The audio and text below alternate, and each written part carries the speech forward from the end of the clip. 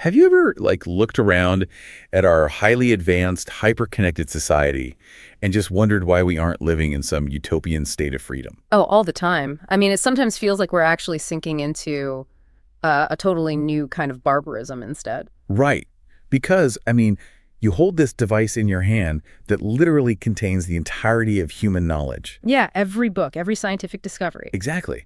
But somehow we use these miraculous tools to, construct digital echo chambers. Yeah. Or wage psychological warfare on each other. Or just to endlessly distract ourselves while the world outside literally burns. It really does feel like a glitch in the matrix. It totally does. Yeah. How did the age of reason and science lead us right back into the dark? Well, it's the ultimate paradox of human progress, really. And honestly, it's the defining anxiety of our time. Because we have this deeply ingrained assumption, right, that technological mastery just automatically equals human flourishing. Exactly. We assume that more data, more breakthroughs, and, more control over nature will inevitably translate into a better society. But the reality you and I are living through is just far more fractured than that. It really is. I mean, we've mastered the mechanics of civilization. We can split the atom, map the genome, beam video from Mars. But we seem completely unmoored from the ethical anchors that were supposed to guide all that power. Yeah, we have the steering wheel, but the headlights are completely out and we are accelerating. That feeling, that specific dread that our rationality has somehow turned against us, that's the whole mission of our deep dive today. And we are tackling a massive, famously difficult text to explore this. We are. We're going to explore this deeply pessimistic but profoundly influential book from the 20th century. Dialectic of Enlightenment. Philosophical Fragments. Yes, by Max Horkheimer and Theodor W. Adorno. And for you listening, I really want to assure you this text is notoriously intimidating. Oh, absolutely. It's incredibly dense. But it is also, the skeleton key to understanding the madness of the modern world. It really is. And we are pulling from a massive stack of sources today to do this right. Yeah, tracking the text from its initial underground circulation in 1944, right through its official publications. And we're reading it alongside this brilliant critical review called The Wound That Will Not Close.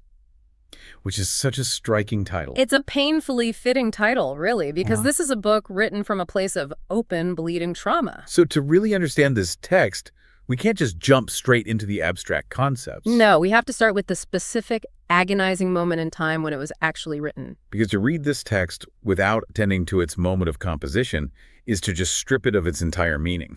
Exactly. So let's ground this. Let's set the scene for where these ideas actually came from. Okay, so the years are 1941 to 1944.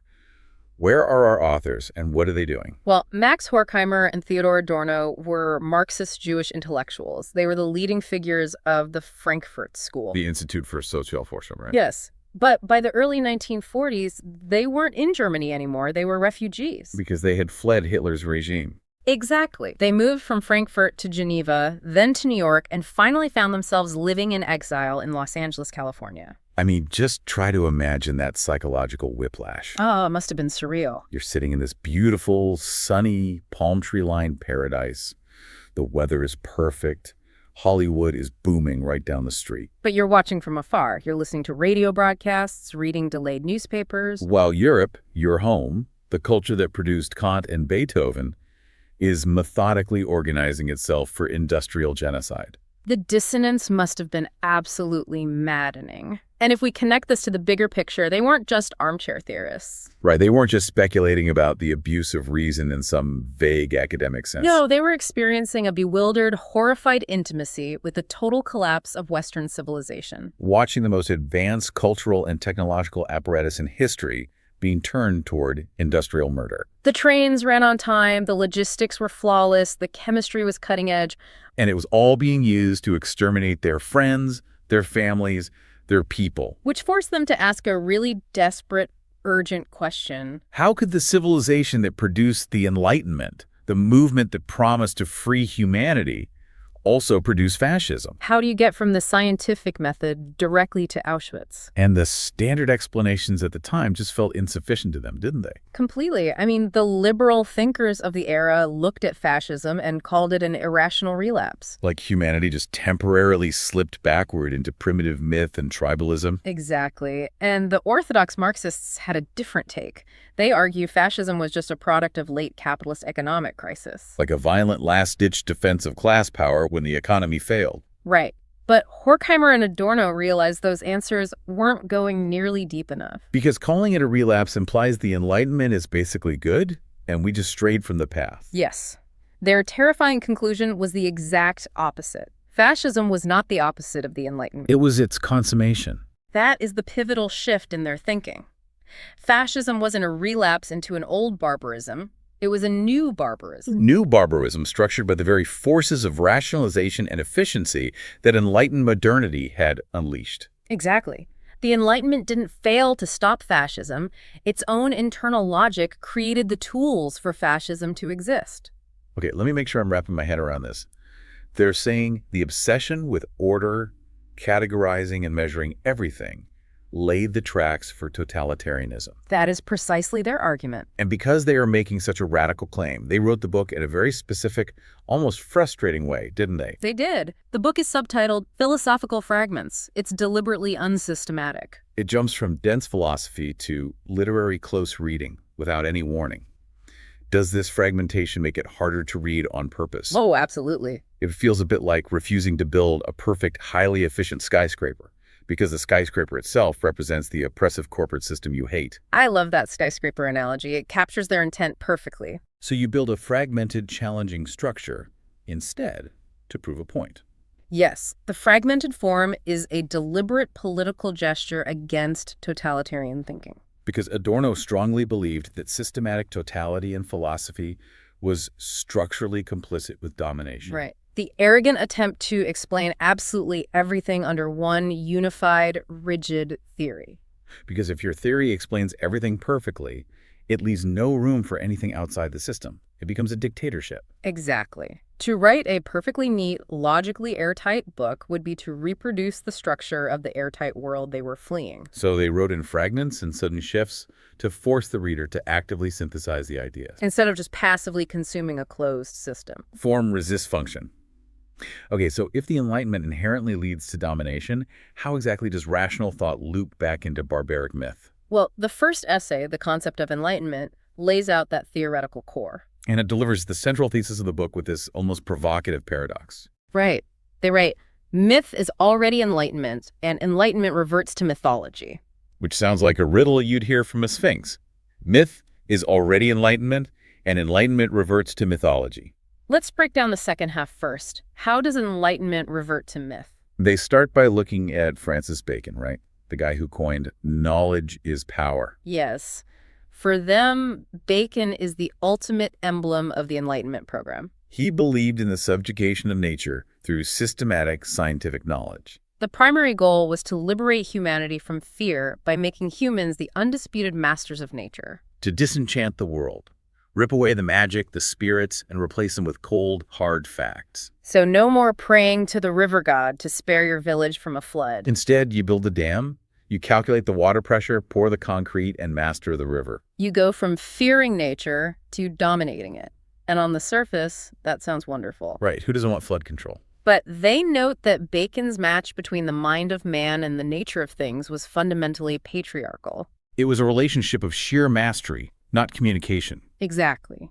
The drive to master fear required reducing everything singular and qualitative in the world to something general and quantifiable. Okay, let's unpack this idea of reducing the world, because the sources talk a lot about the principle of equivalence. Yes, the idea that number became Enlightenment's canon. Meaning, Enlightenment systematically reduces the entire world to what can be compared, measured, and exchanged. Right, so qualitative differences, like what makes a specific oak tree different from a pine tree, are eliminated. Everything just becomes a data point, a unit of timber, or a unit of labor. And this is where they expose the grand irony.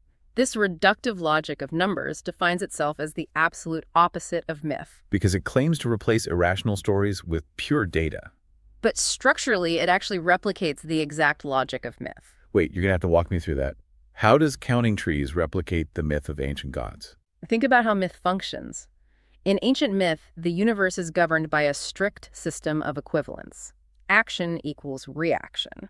Like if you anger the sea god, you must sacrifice a bull. Exactly. Fate operates by the inescapable logic of repetition and retribution. Okay. And that archaic principle of fate turns out to be the founding principle of scientific causality and eventually capitalist commodity exchange. Oh, wow.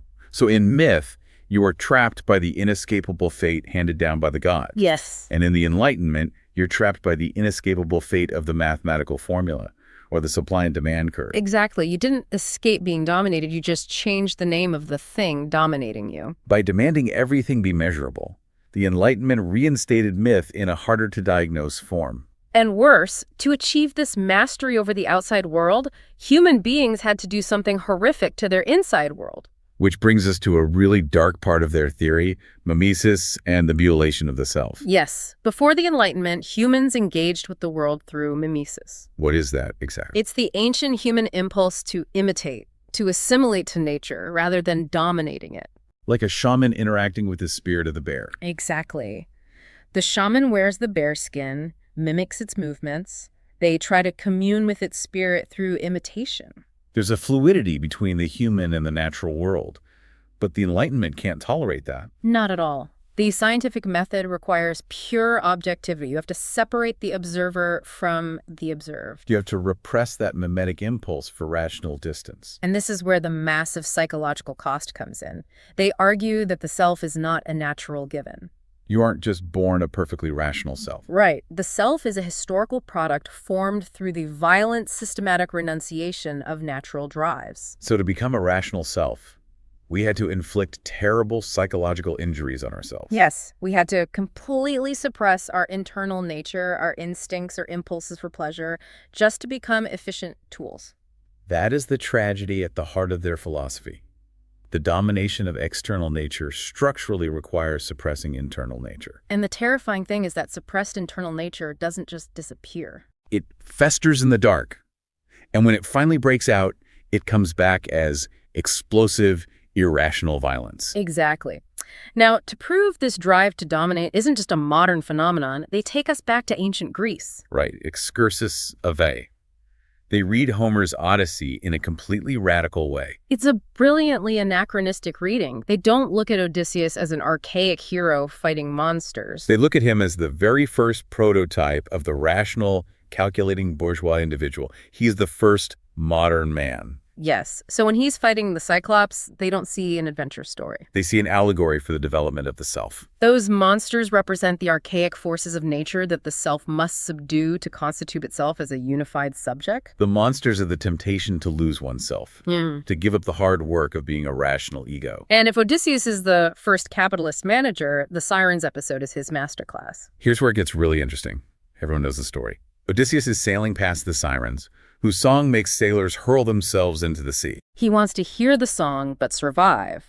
So he plugs his crew's ears with wax and orders them to row. While he has his men tie him tightly to the mast, he can hear the song, but he can't act on his desire to swim toward them. Horkheimer and Adorno analyze this as a devastating allegory for the class structure of bourgeois culture. Think about the crew.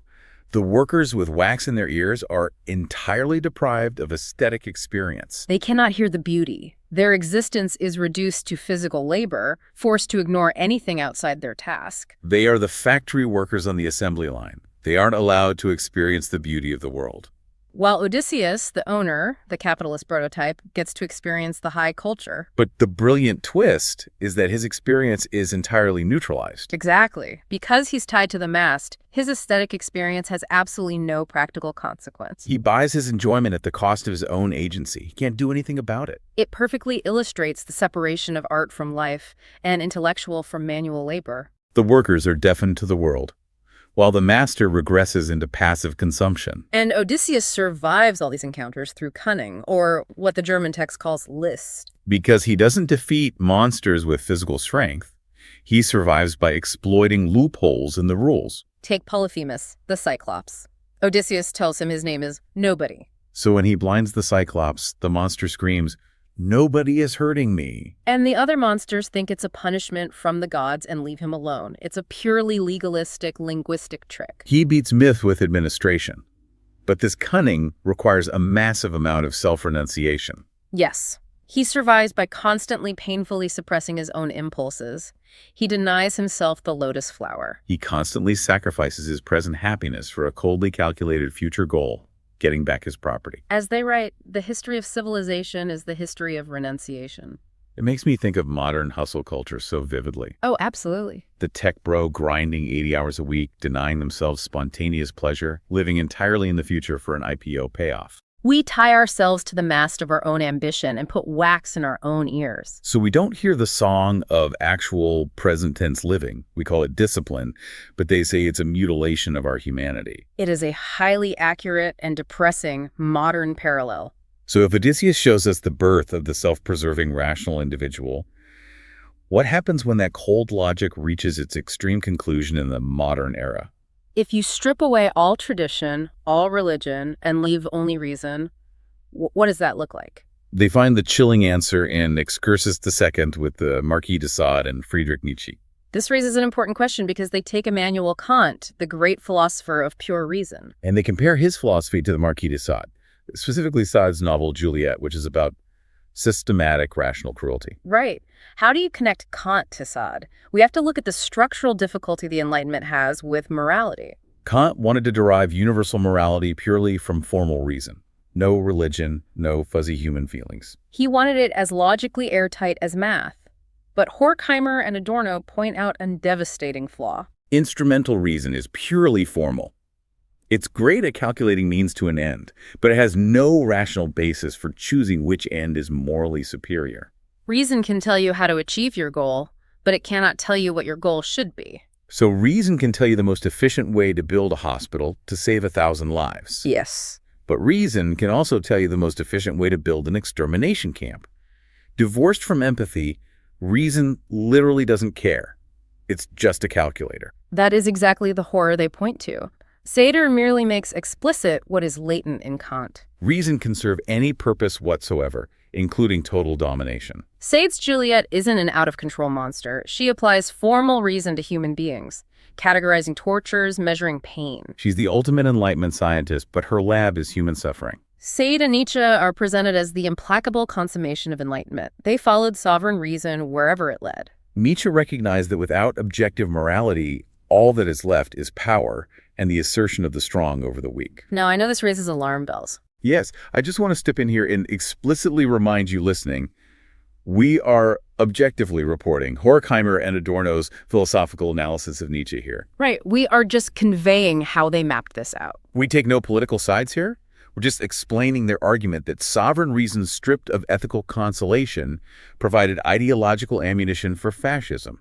It's a vital distinction. They aren't saying Kant or Nietzsche were secret fascists.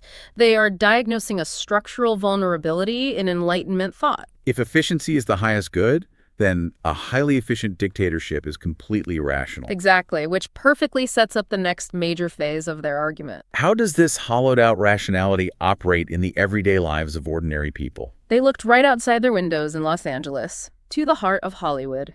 The culture industry. This is arguably the most famous section of the book, and they deliberately chose the term culture industry over mass culture. Yes, because mass culture implies a culture that spontaneously arises from the masses themselves. Like a folk song bubbling up from the people. Right. They wanted to make it agonizingly clear that this culture was not by the masses. It was manufactured for them by monopolies. Culture administered from above using factory assembly line techniques. And the defining feature of the culture industry is standardization masking itself as variety. So you go to the cinema and you can choose a romantic comedy, a thriller, or a Western. But those differences are entirely superficial. They mask an underlying structural identicalness. A Warner Brothers film and an MGM film are structurally interchangeable. Engineered to produce specific, calculated emotional effects. Let's connect this back to Kant, because it's brilliant. Kant believed a subject has to actively use cognitive faculties to make sense of art. The schematism. You have to do the mental work of connecting raw data to concepts. So I look at a complex painting, my brain has to sort the colors and figure out the meaning. But the culture industry does that cognitive work for you. It delivers pre-processed products demanding zero active thought. Every joke is telegraphed. Yeah. The music swells to tell you exactly what to feel. It colonizes your inner experience. It trains people to mistake mere recognition for genuine understanding. You're not learning anything new, you're just recognizing familiar tropes. No. Oh, there's the funny sidekick. Which completely pacifies the audience, rendering them incapable of critical political thinking. There is a quote from this section I just have to read. Fun is a medicinal bath which the entertainment industry never ceases to prescribe. It's deeply unsettling. A medicinal bath implies you're sick, and they're just treating the symptoms to keep you functional. Laughter is weaponized as a mechanism of conformity. The industry promises fulfillment, but constantly withholds it. Keeping consumers in a state of perpetual mobilized desire, amusement just becomes an extension of labor. You're exhausted by the mechanized workplace, so you seek escape in the mechanized cinema, which secretly reinforces the exact same values. Compliance, predictability, deference to authority. I can't help but compare this to the endless scroll of modern social media or streaming algorithms. It's a chillingly accurate parallel. Those systems are engineered to optimize your attention time, not to give you genuine satisfaction. They just keep you scrolling, constantly desiring the next micro-dopamine hit. It's the culture industry weaponized by AI. And this total pacification leads us to a very dark question. What happens to the aggression? The repressed desires, the structural violence of capitalism, Yeah. has to go somewhere. This leads to the most politically urgent section of the book, elements of anti-Semitism. And we must continuously remember the context.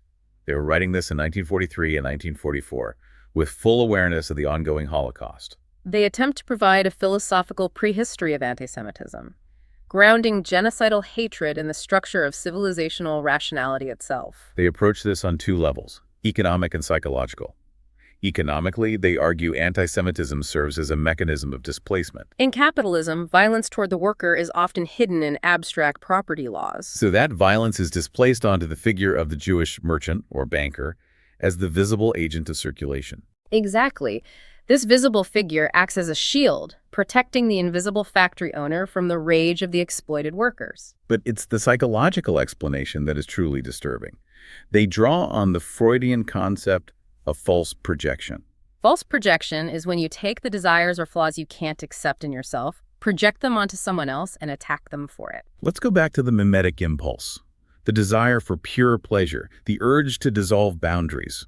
To be a civilized citizen, the anti-Semite has violently repressed all those natural impulses. They tied themselves to the mast and put wax in their ears. Right. And the strain of that repression is unbearable. So they project those forbidden desires onto the Jewish people who have historically been cast as the outsider. They imagine the Jewish people embody the indulgence they secretly crave, and they attack them as a way of acting out their own internal conflict. And this leads to what they call the mimesis of mimesis. Fascists feel an instinctive urge to ape the very things they claim to be destroying. Think about the massive theatrical rallies, the synchronized uniforms, the chanting. It is a controlled, state-sanctioned release of suppressed mimetic impulses. It's the shaman putting on the bearskin, but mechanized.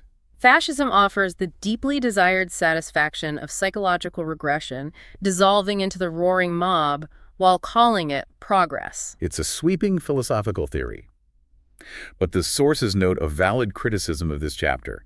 It risks sociological reductionism. Yes, the critical review points out a major flaw.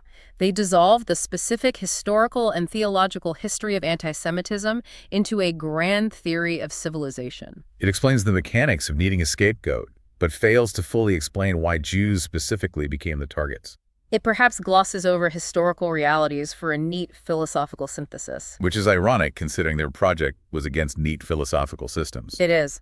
That brings us to Section 7, the notes and the fractured reception of the book. The main text actually ends with discontinuous notes on topics like the ticket mentality. The idea that people adopt pre-packaged blocks of political views without critical thinking. Right.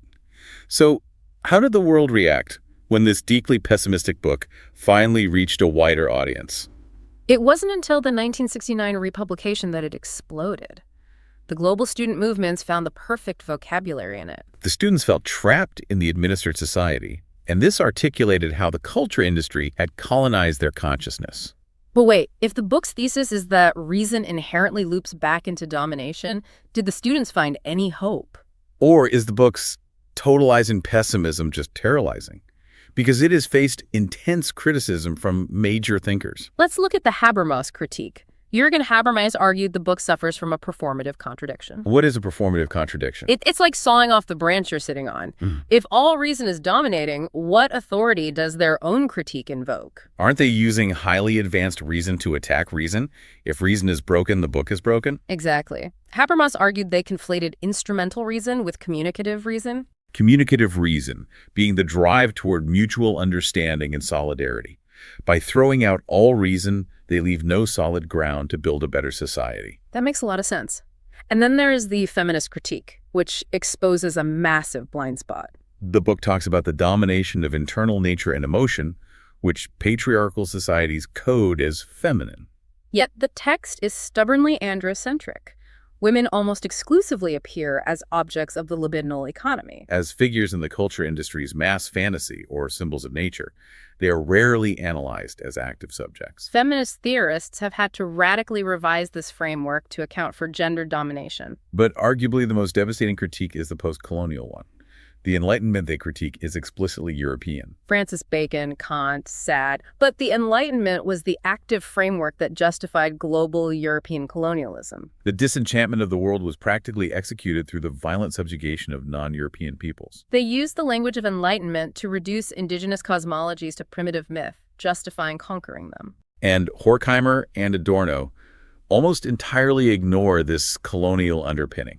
They talk about dominating nature in the abstract, but remain silent on the actual historical plunder of the global South that funded the civilization they are mourning. It's a massive structural omission. But despite the pessimism, the performative contradiction, the blind spots, the book remains indispensable. It does. It refuses to let go of our collective psyche. Which brings us to our outro. In an age of algorithmic governance and surveillance capitalism monetizing intimacy, this book feels urgently relevant. Its enduring power is that it teaches us to be suspicious of self-congratulation. We cannot equate technological progress with human flourishing. The ability to process more data faster doesn't mean more human freedom. Often, it means the exact opposite. Against this nightmare, they insist on the necessity of determinate negation. Determinate negation. Let's make sure we totally understand that. It's not just saying everything is bad and giving up. No, it's about actively holding open the gap between what currently is and what might be. Refusing to accept the existing order as the final truth of human potential. They believed a society that refuses to reflect on its complicity with power is politically dangerous. Determinate negation is proving exactly how and why a society's claim is a lie. So as we wrap up this deep dive, I want to leave you, the listener, with a final thought to mull over. Something that's been hovering in the background of this conversation. Think back to Odysseus, tied tightly to the mast, surviving the sirens through pure restraint. If our modern technological systems, our smartphones and AI, are just an extension of Odysseus tying himself to the mast to survive human nature, what happens when the mast finally breaks? What if the algorithms we built to manage our nature evolve into the very mythical monsters we initially used reason to escape? Are we truly the masters of the machine we built, or are we just terrified sailors with wax in our ears rowing blindly into the dark?